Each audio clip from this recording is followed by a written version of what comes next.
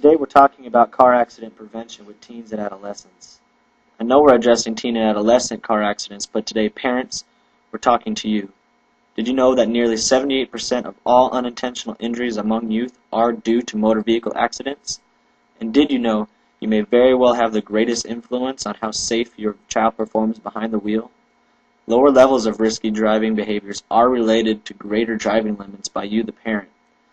In majority of incidences, parents were not aware that teens drove under the influence, were distracted by friends, not wearing seatbelts, drove aggressively, or ran a stop sign or traffic light. You can help decrease these unsafe driving situations by doing 3 things. Teaching your teen how to drive. This means actually going out with your child before they get their license to teach them the rules of the road and safe driving habits. Also, lead by example to instill and reinforce good driving habits, because your kids will pick up your bad habits, even when you think they're not paying attention. Govern their access to vehicles. This means restricting what times of the day your teen can use the car, and setting rules. Limit who can drive with your teen, how many passengers they may have, or even writing up a driving contract that you and your teen can agree upon and sign. If your teenager has an egocentric outlook on life, he or she might be in danger of engaging in bad driving behaviors. Studies have shown that if children engage in these behaviors, including drunk driving, they likely think that a high percentage of their peers do as well. In reality, however, this percentage is much lower than they think. If your child thinks that drunk driving and car accidents have little relation, and if they think that a lot of their peers engage in risky driving behaviors, they might fall into the category of teenagers that engage in risky driving behaviors quite often. Ask them questions sooner or later. Now I want to talk to you about something that all adolescents go through: mood swings.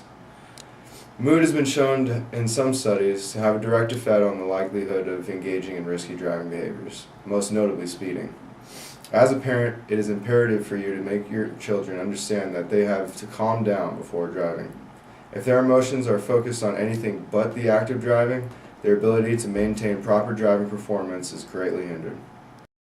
In the U.S., 145 people die each day as a result of vehicular accidents. The majority of these deaths are adolescents and young adults between the ages of 16 and 19. There are many reasons as to why this number is so high, but perhaps none are more important than the need to engage in dangerous behavior coming in the form of risky driving. Teens acquire their license at an important time in their life. Adolescence is not only a significant part of growing up, but a stressful one too. The establishment of an acceptable self-identity is inherent to the process of maturing into an adult. Social pressures are often hard to handle, and as a result, sometimes teens feel compelled to put themselves and others in harm's way. Did you know that when there is a passenger in the vehicle, teens drive faster and follow at a closer distance 50% more often than adults do? How about that teens use their seatbelt about half as often as adults? Parents can help motivate and educate their teens by instituting rules on the road like no friends in the car, no cell phones, and no driving at night. Please, talk to your teen.